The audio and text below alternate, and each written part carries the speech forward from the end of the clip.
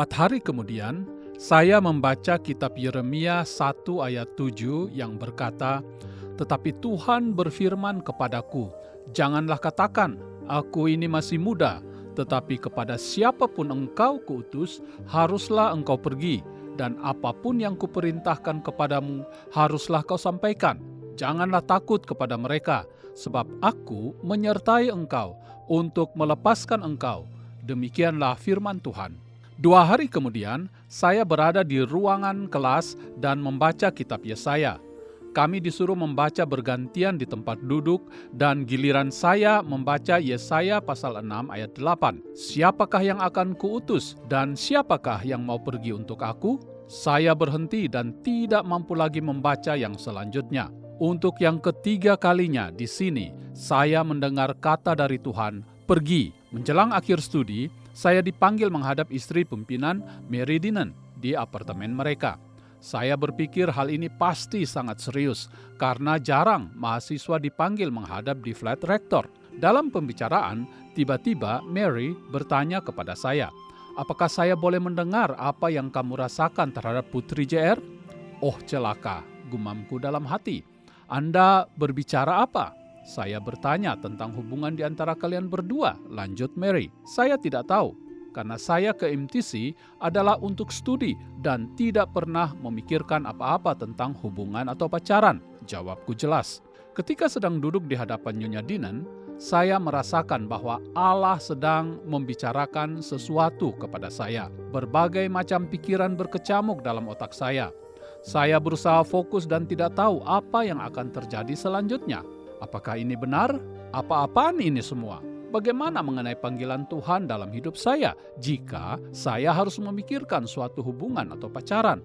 Bagaimana panggilan saya ke Indonesia? Saya perlu waktu untuk memikirkan ini semua. Apakah sudah saatnya saya harus memikirkan suatu hubungan serius? Ya, Putri JR sedang menunggu visa untuk segera ke Indonesia. Apakah kamu memiliki perasaan terhadap dia? Nyonya Dinan bertanya lagi. JR sudah menjadi anggota staf di MTC, sedangkan saya hanya seorang siswa. Ya, memang saya mengagumi dia, tetapi saya tidak tahu apakah ada satu perasaan romantisme dalam hal ini. Karena itu saya balik bertanya kepada Mary Dinan, "Apakah ada perasaan tertarik kepada saya dari pihak Putri JR?" "Oh ya, tentu saja," jawab Nyonya Dinan. "Baiklah, saya perlu waktu untuk mendoakan hal ini," kataku jelas dan membiarkan hal itu menggantung. Dalam beberapa hari lagi, Putri JR akan kembali ke rumahnya dan segera akan berangkat ke Indonesia. Sejak pertemuan dengan Nyonya Dinan, benih-benih romantisme mulai menggeliat di pikiran saya.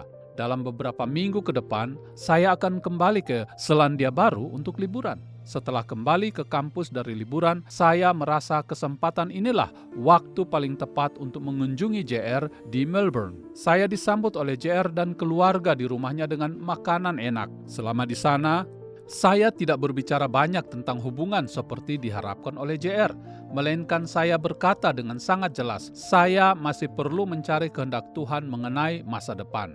Melalui hubungan surat menyurat, akhirnya hubungan kami semakin berkembang.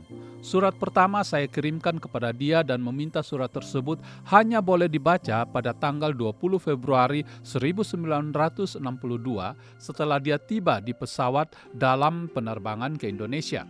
Ketika dia transit di Darwin, dia menulis balasan dan mengirimkannya dari Darwin.